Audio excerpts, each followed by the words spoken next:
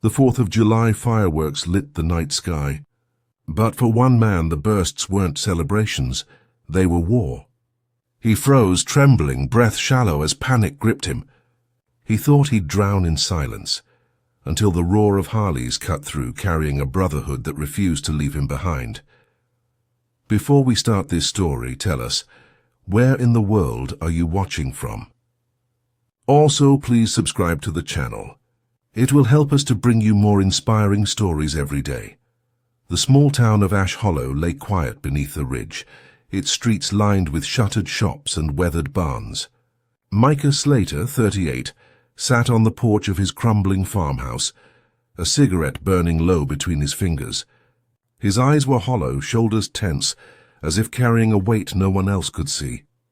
Micah had served 2 tours overseas.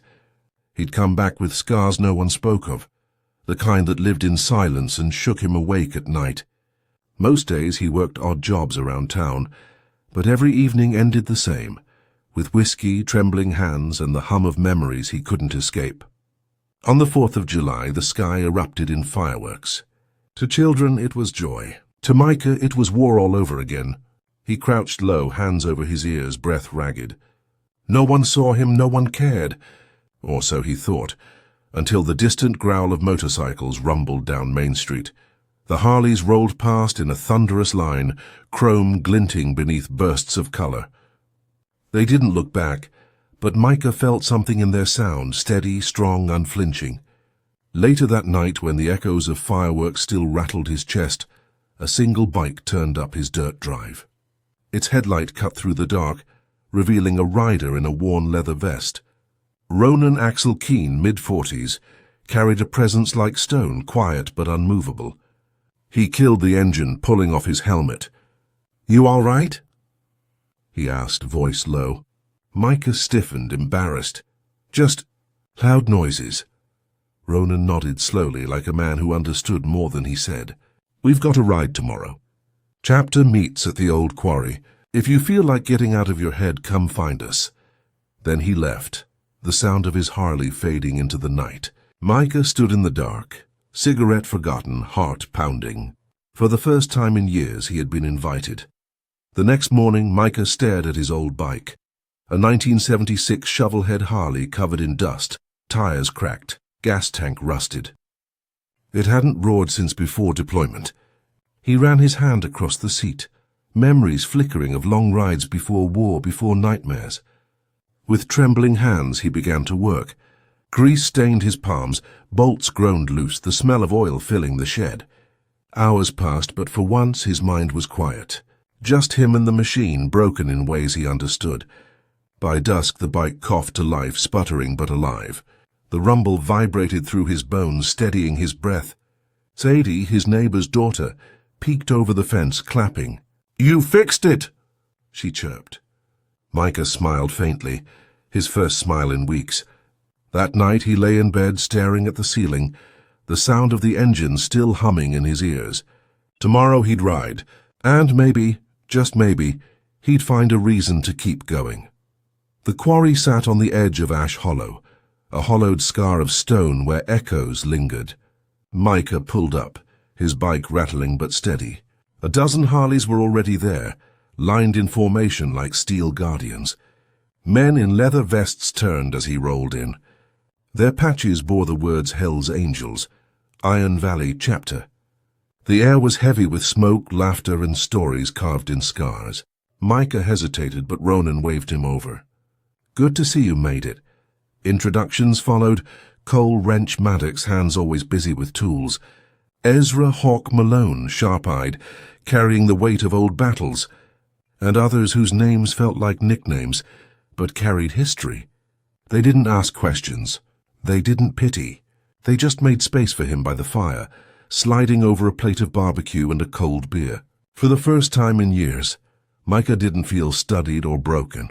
He felt just there, present, among men who knew storms too. As the night stretched, the firelight danced on chrome and patches. Micah listened more than he spoke, but every story felt like a mirror. Loss, battles fought, brothers buried. When Ezra noticed Micah's silence, he leaned closer. Don't matter if you can't sleep at night. Don't matter if your hands shake. What matters is you showed up. That's half the fight. Micah nodded, swallowing hard, his throat tight. Ronan clapped his shoulder, heavy but steady.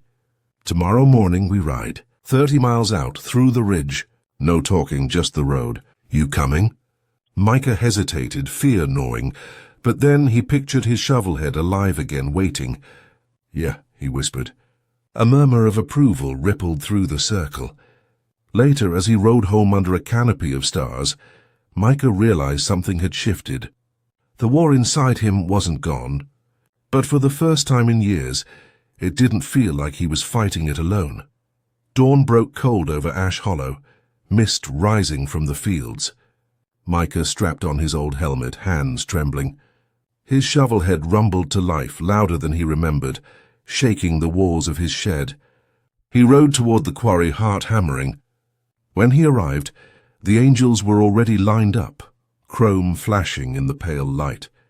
Ronan raised his hand. Let's ride! Engines roared in unison.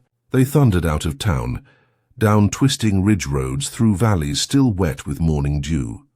Micah rode at the back, fighting the tremors in his hands. Each backfire of an engine jolted his nerves. Each echo in the cliffs rattled his chest.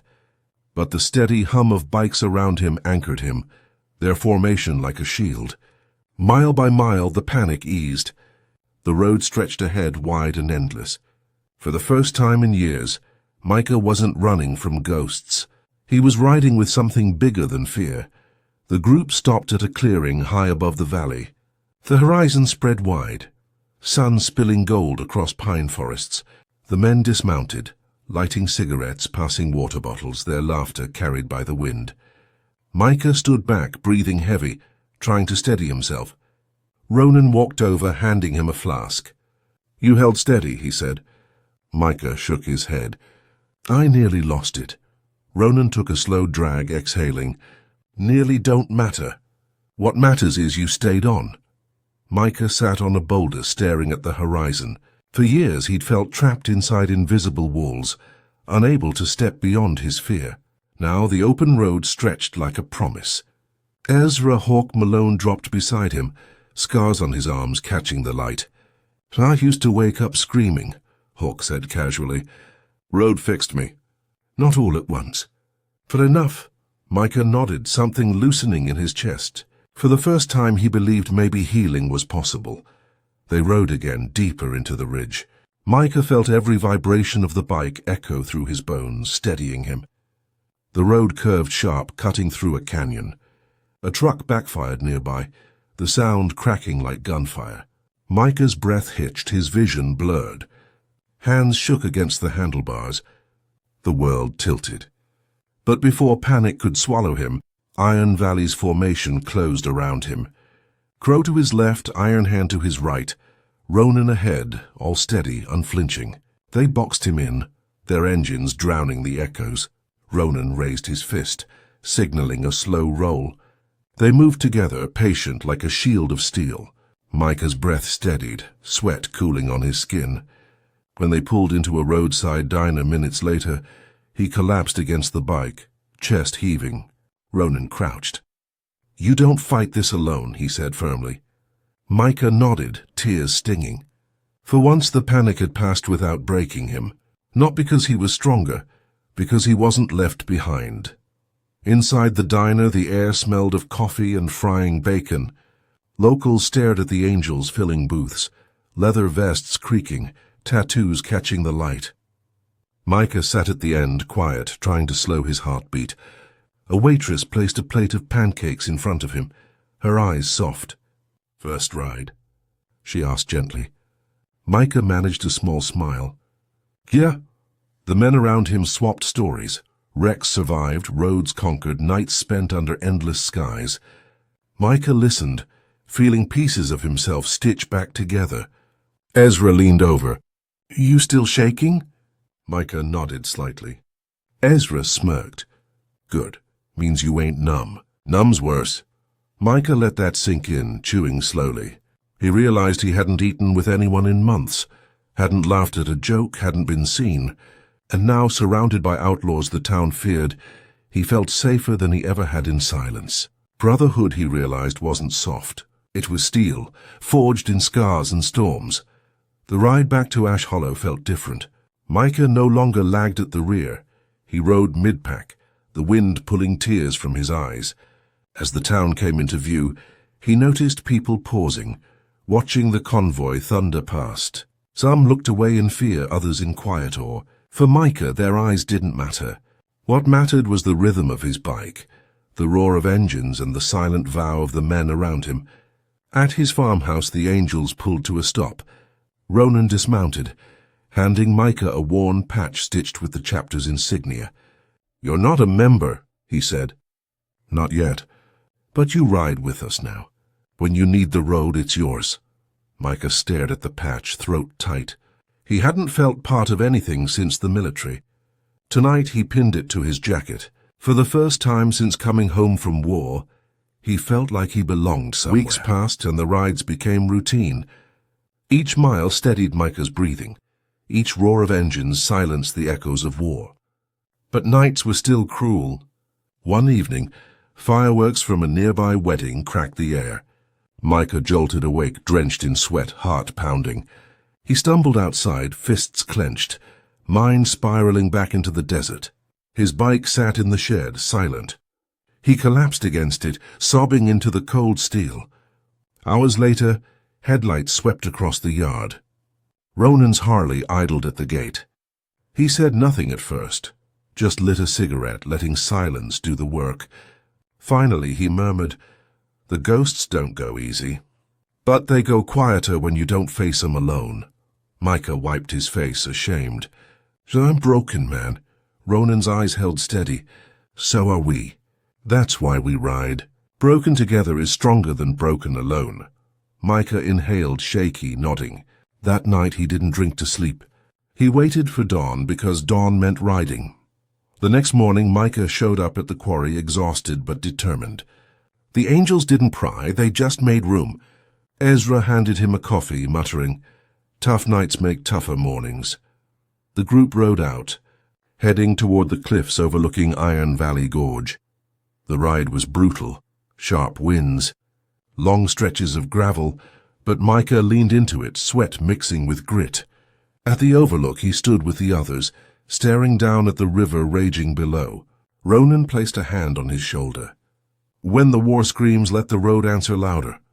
Micah closed his eyes, the wind whipping his face, and for a moment the noise inside went quiet. Later, as the pack descended the ridge, Micah realized he hadn't thought of the war for a full 10 minutes. 10 whole minutes of peace. It felt small, but to him it was everything. And it was enough to keep riding. Not everyone in Ash Hollow approved. At the tavern, men muttered about Micah riding with outlaws. One spat, "War hero or not, he's chosen the wrong side." Micah overheard, shame biting deep. That night, he almost didn't ride, but when he opened his shed, his shovelhead seemed to hum like it was waiting for him. The Angels showed up minutes later, headlights filling the yard. Ronan didn't lecture, didn't ask. He just revved his bike. Micah swung a leg over his seat, heart pounding. The ride that night was fast, reckless, alive. They tore down back roads, engines echoing off cliffs, wind burning their faces. At one point Micah shouted, not in fear but in release. His voice carried into the night, raw and free. When they finally stopped, breathless under the stars, Ezra clapped him on the back. "That's it. That's the sound of a man coming back." Micah laughed, shaky but real. For the first time the darkness didn't win. But healing isn't a straight road. One stormy evening, Micah sat alone, whiskey bottle half empty, hands trembling. Memories clawed back, the sand, the smoke, the screams. He thought about ending it, about laying down the fight once and for all. The bottle slipped, shattering across the floor. He sank to his knees, shaking. Then came the roar of engines, louder than thunder. The Angels poured into his yard, headlights flooding the farmhouse. Ronan kicked the door open, eyes blazing. He pulled Micah up by the collar. "Don't you dare quit on us," he growled. "We already buried too many brothers." Micah's chest heaved, tears streaming. Ronan's grip softened. "You're still here. That means the fight ain't done." The others stood behind him silent, vests glistening with rain. For the first time Micah saw it, the truth. He wasn't a burden. He was a brother. And brothers don't leave each other in the dark. The next morning Micah rose before the sun, hands raw but steady. He pushed his bike from the shed, the air sharp with dew. When the angels arrived, he was already waiting. Helmet strapped, engine ready. They rode hard into the dawn, wheels eating up miles of empty road. At a high ridge, the sun broke over the valley, spilling gold across their faces. Micah pulled over, breathing deep, chest unclenching. For the first time in years, he didn't feel like a soldier trapped in the past. He felt like a rider present in the now. Ronan stopped beside him. "This is why we ride," he said. Micah nodded, eyes wet, voice steady. "I think I finally get it." Below them the world stretched wide, full of roads left to take. For Micah, it wasn't just survival anymore. It was life. And it was worth every mile. Ash Hollow's annual Founders Parade drew the whole town. Flags waved, kids ran with candy bags, and a marching band filled the air. Micah lingered at the edge, unease coiled tight. Crowds pressed in, drums echoed like artillery. His chest locked, hands trembling on his knees.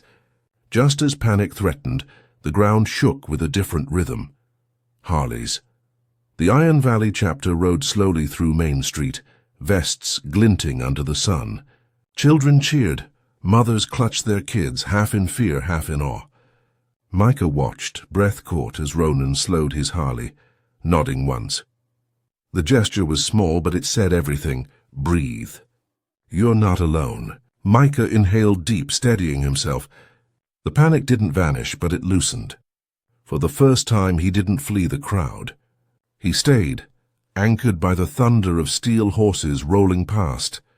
Later that evening, the chapter gathered at the roadhouse on the edge of town. Music hummed low, neon buzzing above the bar. Micah sat at the back, quiet, a beer untouched before him. Ronan finally walked over, tossing a small box onto the table. Inside lay a vest, plain black, no colors yet. But stitched across the chest was one word, prospect. Micah stared, throat closing. "I'm not ready," he whispered. Ronan leaned closer. "No one's ever ready. You earn it mile by mile. But you've already proved one thing. We can count on you." Around the room the men raised their glasses. Not loud, not rowdy. Just a steady show of respect. Micah ran a trembling hand across the leather, then slid it on. The weight was strange, but it fit. For the first time since the war, he wasn't wearing a uniform of survival. He was wearing one of brotherhood. The weeks that followed reshaped Micah's life. He rode almost daily, through winding back roads, across rivers, over ridges where the sky stretched endless. Each mile pulled him further from the shadows. PTSD still lingered. Some nights shook him awake, some noises still pierced his calm. But he wasn't drowning anymore. When panic rose, he had engines to follow, roads to chase, and brothers who never left him behind.